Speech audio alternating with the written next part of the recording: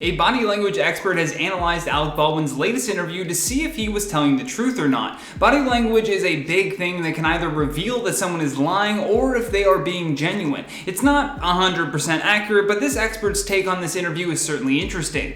In his first ever interview following the tragic shooting of cinematographer Halyna Hutchins, Baldwin denied ever pulling the trigger on the prop weapon that he was handed for rehearsals. The prop had accidentally discharged on the set of the Western film Rust, co-produced by Alec. In this interview, Alec also mentioned that he does not feel guilt because he doesn't believe that he was responsible for Halyna's passing, which is also a point that the body language expert describes Baldwin's behavior as explosive. Expert Patty Wood told the press that Alec was exhibiting explosive behavior while he was denying ever pulling the trigger on the prop revolver. She goes on to say, "When he says the trigger wasn't pulled, it's explosive, meaning that he's striking down the phrase, the trigger wasn't pulled. He's striking down on each word to emphasize it with great strength. There's no hesitation in that the trigger wasn't pulled. Instead, it's punching, which would indicate that he strongly feels that, and so it's likely to be true." Patty then also added that some other signs of his behavior indicated that he was in fact telling the truth when claiming that he did not pull the trigger, which according to her was when he sustained eye contact and continued to lean forwards as he spoke. Patty explains further by saying, "Baldwin's shoulders and his head go forward as he speaks. Occasionally when somebody is lying, they would retreat, the shoulders would come back, and their head would come back. Instead, he goes forward. Going forwards means they want to be believed by the other person.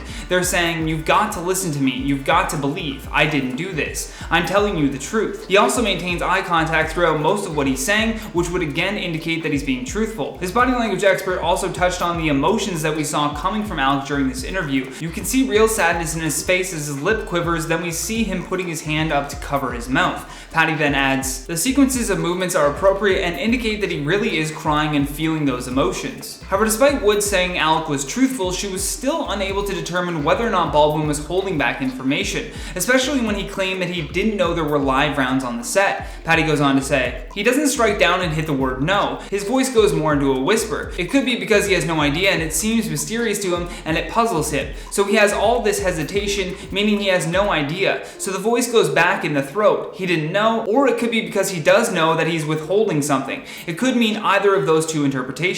Regardless, it's clear that he is overwhelmed with grief in this interview, and like Alex said in his interview, there are incidental accidents on film sets from time to time, but nothing like this. This is a 1 in a trillion episode." And the investigation into what exactly happened that day is still continuing, but the tragedy has also sparked conversations of renewed safety practices on set, especially with regards of using prop weapons and blank rounds. Now, before this interview, Alec also was tweeting a lot about the situation. However, mysteriously, his Twitter has seemed to disappear overnight. Baldwin apparently had 2 verified Twitter accounts, but his most active one vanished just days after his interview with George Stephanopoulos. It's still unknown as to why he deactivated his main account, but I'm assuming it has something to do with the ongoing investigation. Perhaps he was advised that it was better to lay low until the investigation comes to a close. As always though, I'd love to hear your thoughts on all of this, but for now that's all the time that we have for today. Stay classy and I'll see you on the next one.